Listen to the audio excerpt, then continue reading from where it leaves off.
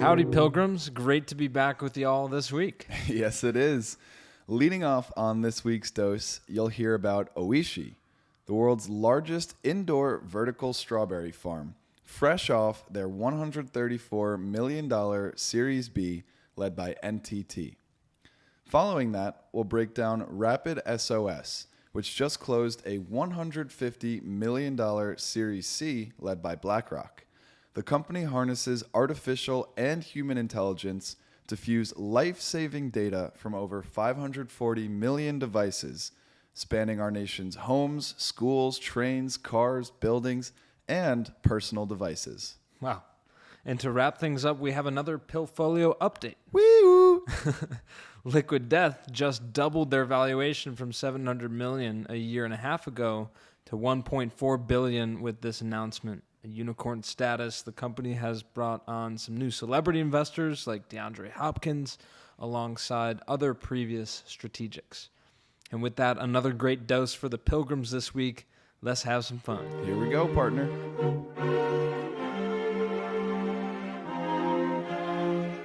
You see here, kid? You gotta just go for it. Don't think about what comes after or what came before. You just gotta bend your knees, take a deep breath, and jump. This is Venture Pill, your weekly dose of startups and venture capital. We break down recent startups in the news and interview founders and investors to help you stay informed in the evolving world of venture.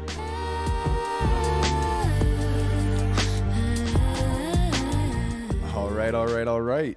Leading off this week's dose, we have Oishii, the world's largest indoor vertical strawberry farm, which just raised a $134 million Series B led by NTT with participation from Bloom 8, McWin Capital Partners, Mizuho Bank, and others.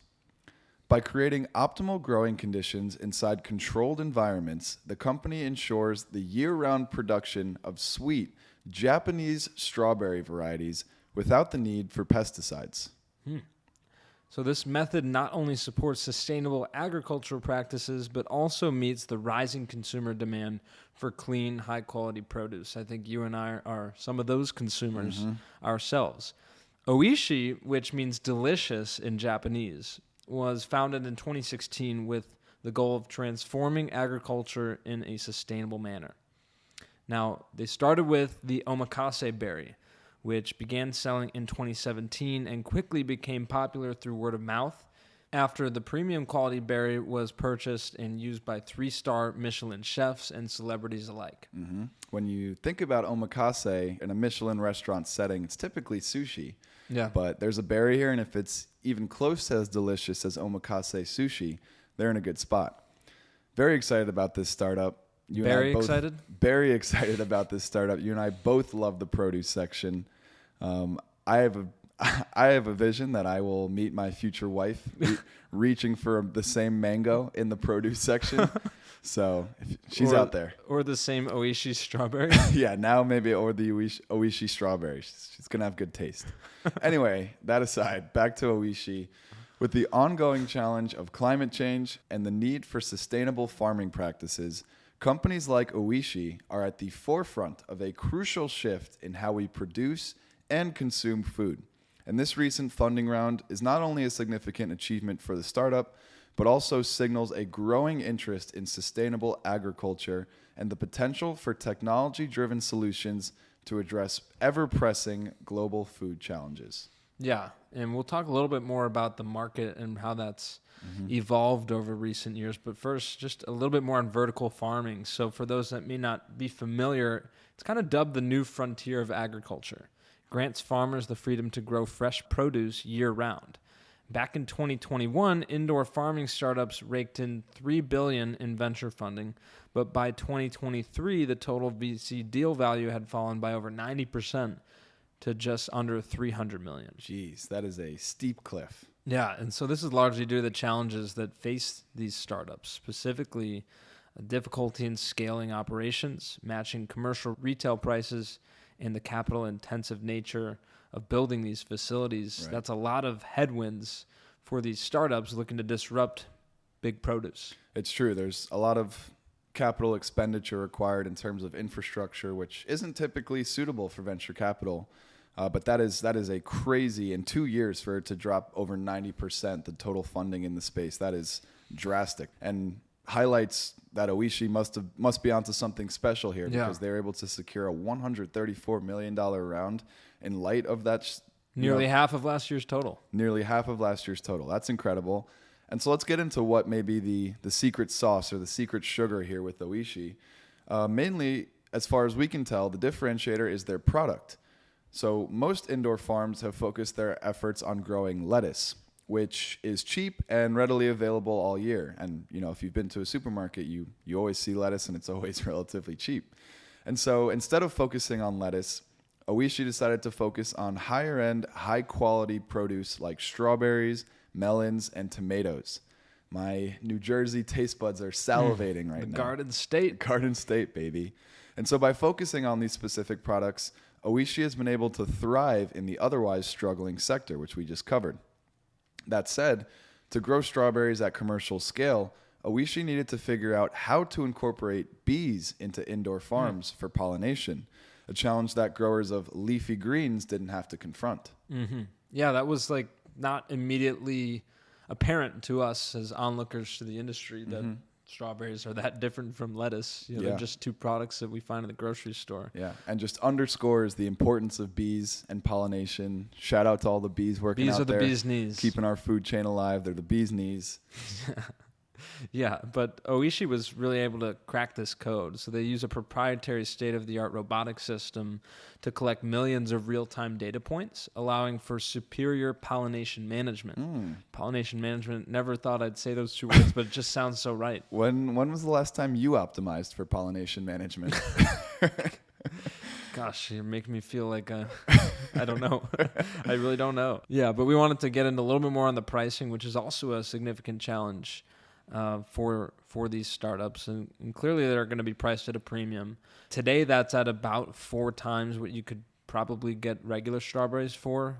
$10 for a 4-ounce container, when that might usually get you about a pound of strawberries with conventional strawberries. So they're slowly getting that down. I think you said $50 was where it kind of started. At a point, it was $50 for 4 ounces, roughly a quarter pound of strawberries, which is that explains why only high-end Michelin star caliber restaurants were buying them. But yeah, as they've continued to scale, grow operations, get more efficient with their processes, they've been able to significantly drive the price down, although $10, that still burns a hole in the old wallet. Yeah. Ye old wallet. Ye old wallet is on fire.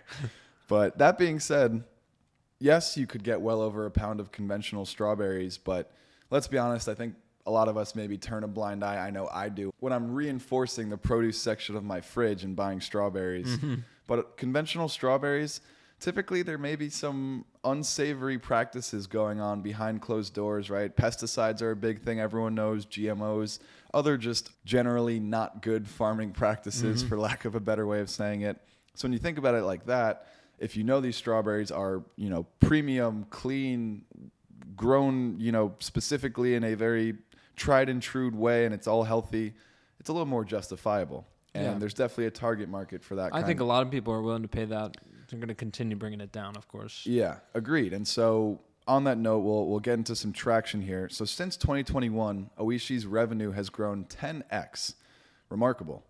The berries are currently being sold in about 100 stores, including Whole Foods. So again, that kind of paints the picture as to who the target market might be, right? People that are willing to spend a little bit more for produce and general grocery store goods, with, trading off price for quality. Additionally, the company's store footprint has grown 3x since the beginning of 2023. So in about a year and a half, they've been able to get a stronger and stronger foothold in the retail footprint in the produce section, hopefully coming to an H-E-B near us. Or even a Trader Joe's. I wonder at what point do they get into the Trader Joe's space? I don't know. Yeah, that'll be interesting to see. And as a final note on Oishii, just want to talk about what they plan to do with this new capital. Pretty intuitive, but the new funding will be used to build out a larger, more sustainable, solar-powered, buzzword, solar-powered facility that will increase the startup's production capacity by multiple folds, and again, hopefully bring the price down. widen the market that they're targeting or that they're accessing with their price point right now, and just continue to grow. Hopefully, again, everyone gets to try. I'm chomping at the bit. I want to try this strawberry. Yeah, I'm super intrigued by it. I wonder how the taste compares. It's got to be awesome. Yeah, I mean, Just like the olden days when you pick it out of the ground, and, right? They grow on the ground, right? yeah, I think on a bush. They don't grow on the ground. Oh man, Dude, oh that's embarrassing. you've never worked a day in the fields, and it shows. Moving on. Yeah, moving on to our second company, totally different direction with this one. We have RapidSOS, which just closed a $150 million Series C. A lot of big, heavy hitter rounds in this week's dose. This round was led by BlackRock, joined by Night Dragon, Insight Partners, BAM Elevate, and more. Of note, BlackRock provided $75 million of that funding, so 50% of the total raise, which is just a strong signal of the conviction and early signs of promise that RapidSOS has shown. A little bit more on RapidSOS. It is an intelligent safety company that harnesses artificial and human intelligence to fuse life-saving data that's gathered from over 540 million devices in homes, schools, trains, cars, buildings, personal devices, right? Phones, watches, connected to over 16,000 public safety agencies and nearly 1 million first responders. Oh. A lot of big numbers there. Yeah. That's awesome. Of course, this connectedness and fusing of life-saving data with first responders enables those first responders to have faster and more accurate emergency response times that saves lives and reduces the cost of recovery. Yeah. And the startup has spent over a decade and $250 million on safety, security, and health response research and development.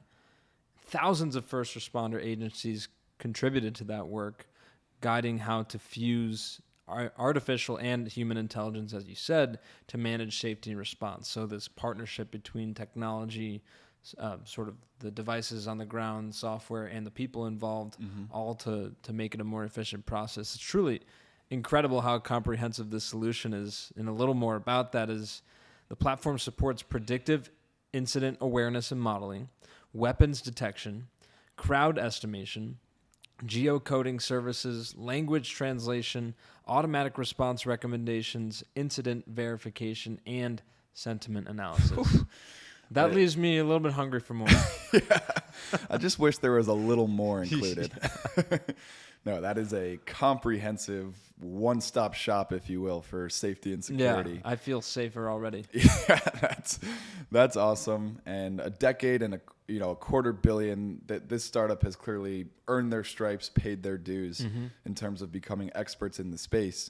And on that note, the employees of RapidSOS hold a cumulative 600 plus years of public safety experience and train hundreds of thousands of first responders annually on how to leverage the data provided by large enterprise companies in emergency response.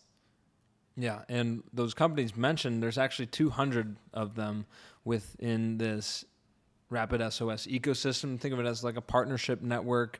Includes companies in the technology, transportation, consumer, and education industries, which allow the technology we use every day to keep us safe and secure. And think about companies like Uber, Honeywell, and Instacart, to name a few. So it's with this partnership with all these corporations that have all this data that they've all kind of worked together to compile it and use it, make it useful for our first responders and the greater good. Yeah, a noble cause, hard to not root for this startup.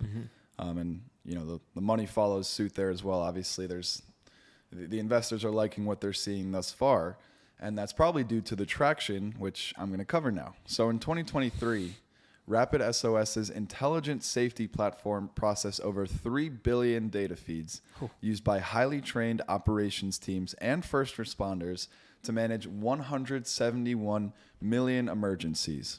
Wow. Yeah, shocking, In the U.S. alone. In the U.S. alone, numbers that are hard to even contemplate. And I did read, when we were doing a deep dive, we read that 2023 was actually a record year for emergencies. Not good for humanity per se, but good for RapidSOS. And also with all these data points, RapidSOS is trying to do what's good for humanity and make for the most efficient and safe response times to these emergencies. Additionally, this is incredible. The startup software is used by 99% of 911 centers across the country. That's legit. That is legit. So anytime anyone calls 911, it is overwhelmingly strong percentage chance that you are using the RapidSOS software, and they are helping, again, ensure the most efficient emergency response. Lastly, the amount of data the company holds has increased 20-fold over the past 6 years, according to the company's CEO, Michael Martin. And again, data is power, information is power. This is a data company that is using that data to make emergency response as efficient as possible. So that data has a lot of value. You know, I just wonder how they're going to leverage that data, though. Like when we initially saw that 99% of these centers have it already, it's like, where's the room for growth? But then you start to think about this moat that they have and how they're really the leader over this past decade gathering the data and those partnerships that they have. You start to think about where they're gonna grow. Clearly, again, with the conviction of this investment, there's opportunity ahead. And my mind did not immediately come up with much opportunity after he said that, but we start to think about other countries, new applications of the data. It'll be interesting to see what they do. Yeah, all of these metrics are just talking about their coverage in the United States, so I imagine they could plan to expand internationally over time. Additionally, you know, emergencies are emergencies, and there's always been emergencies, but I think we've covered just through the dose a couple new kind of classifications of emergencies that have come to light, including wildfires, which have become increasingly prevalent, even things like fentanyl overdoses, like different kinds of emergencies that really, you know, those two specifically, like really time is money and time is lives saved. So maybe the best application for this type of technology is like those kinds of things where the data picks up what's going on and dispatches the appropriate people in the most timely manner possible. Yeah. Another marriage of impact and venture that we love to cover. So haven't really covered one like this before. So awesome that you found it. And wrapping up this week's dose, we have a company that we have covered before. That is a Pillfolio update for Liquid Death, which just announced $67 million in funding, bringing their valuation to $1.4 billion. Unicorn status for the innovative water company. If you want to go back and listen, we covered them on way back on E37, which was when they had a valuation of $700 million. So doubling in a little less than a year and a half. That's insane. Unreal. Live Nation gets back in on the action in this round alongside some more random stars like celebrity investors we love to cover. These are a couple of pill firsts. DeAndre Hopkins, the famous NFL wide receiver, as well as Dune actor Josh Brolin. And also we should mention that Liquid Death was actually a nominee for our 100th episode Venture Pill Awards. They were in the startup category, best food and drink.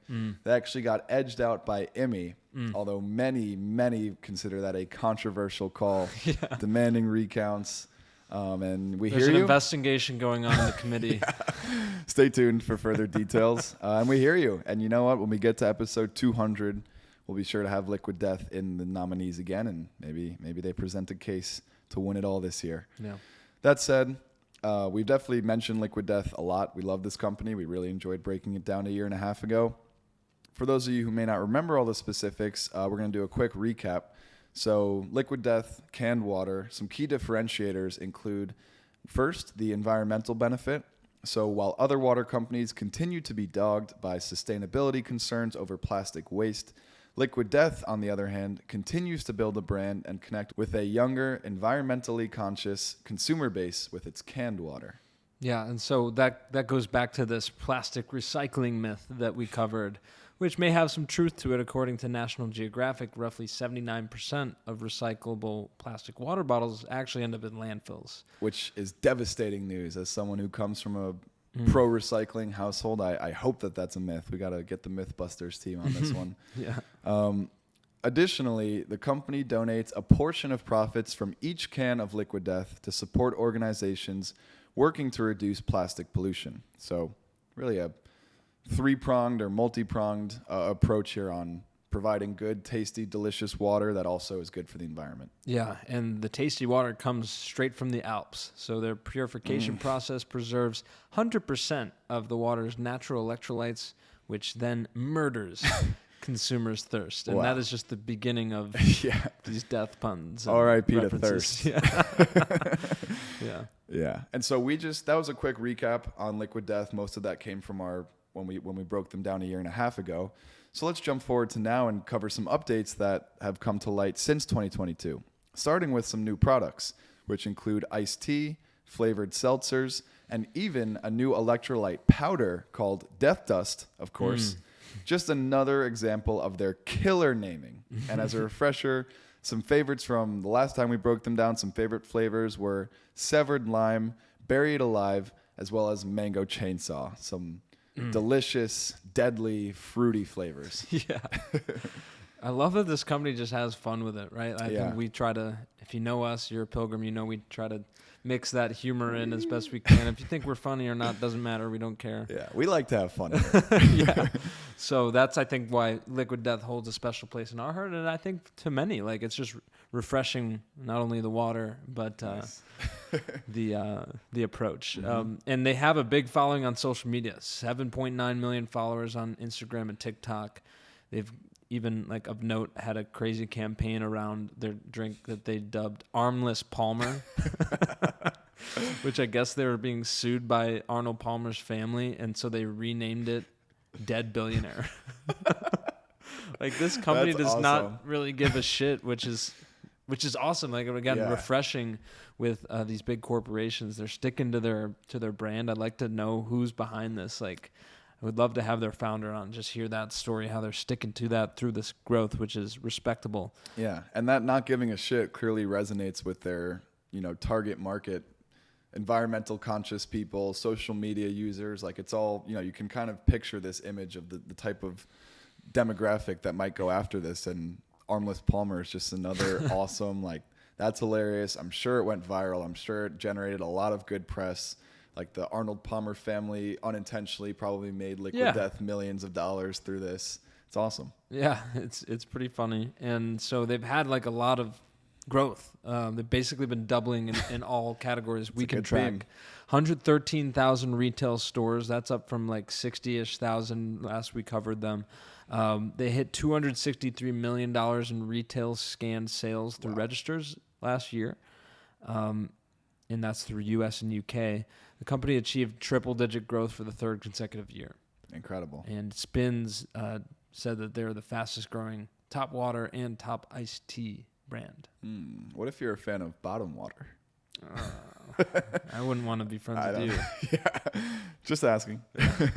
No, yeah, that is incredible. I mean, just every metric there checks the box. Is like that's clearly a successful company that's having fun while growing and making a lot of money. And this success also coincides with the rise of non-alcoholic alternatives becoming more mainstream. Think mocktails, alcohol-free beer, kombucha, and we've covered this before, actually, even recently in the functional soda category, right? Like, give you all the deliciousness of soda, but instead of it being full of sugar, it's got prebiotics, probiotics, like healthy soda essentially. All the biotics. Yeah. So down with big alcohol. Shout out to that real quick. Down with big water with Liquid Death as well. But anyway, this non-alcoholic alternatives market grew 30% last year and isn't showing any signs of slowing down. In fact, it feels safe to say that it's actually speeding up, growing. Yeah, absolutely. And so combine this truly edgy approach with the great partners we've mentioned in the investor cap table, the influencers as well, kind of these athletes and celebrities, the trends you just mentioned. It's all culminating. And I think I got to say, the folks at Liquid Death are truly living a solid life. That feels safe to say. Good one, partner. Anyone who didn't get the pun, rewind 15 seconds. Liquid Death, solid life. And so to close out this breakdown on Liquid Death and their awesome update here, we're going to speculate a little bit like we love to do. Last time we covered Liquid Death, it looked as if they were laying the groundwork, maybe planting seeds for an IPO. Evidently, this is just a raise, not an IPO. But we'll see if maybe this is just continuing to on-ramp in that direction. certainly something we'll be looking out for, and you'll hear it here first as soon as it does, if it does happen. Absolutely. And yeah, I mean, this comes at a time where it seems IPOs have slowed down. I mean, there's just been a general slowdown, and all the stages of venture leading up to the public markets kind of blend together, and there's a bit of a waterfall lagging effect. Not to get into that as much, but it's interesting. Will they opt for an IPO, or are they surely fielding acquisition offers from time to time? Will they keep their brand, and this edginess and stay true to themselves with something like that? You can't sell out with that. No, so maybe they just go public and all the liquid death lovers like us can get in on the action.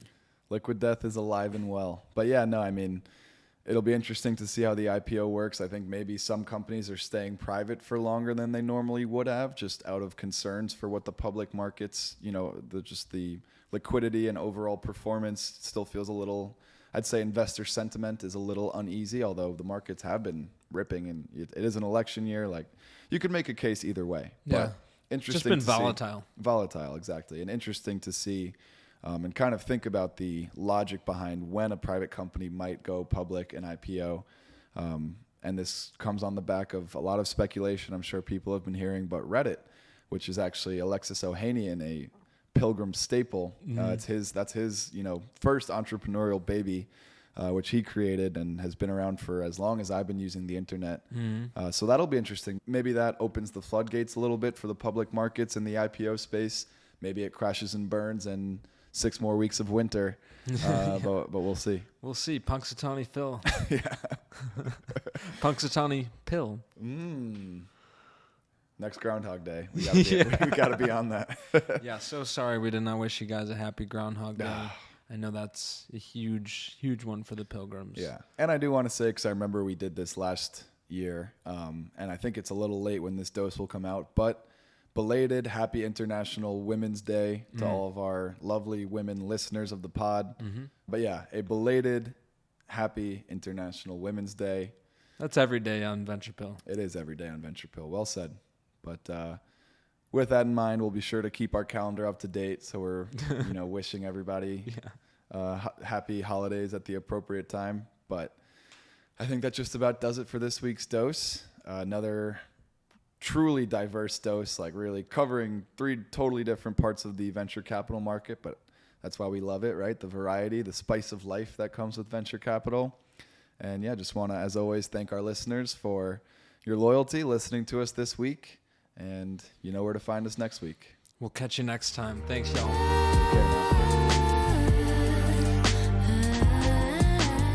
Thanks for listening. Join us next week for another dose of startups and venture capital. And as always, we appreciate our pilgrims spreading the word about the show. Share with your friends and help someone else make the pilgrimage. See you next time.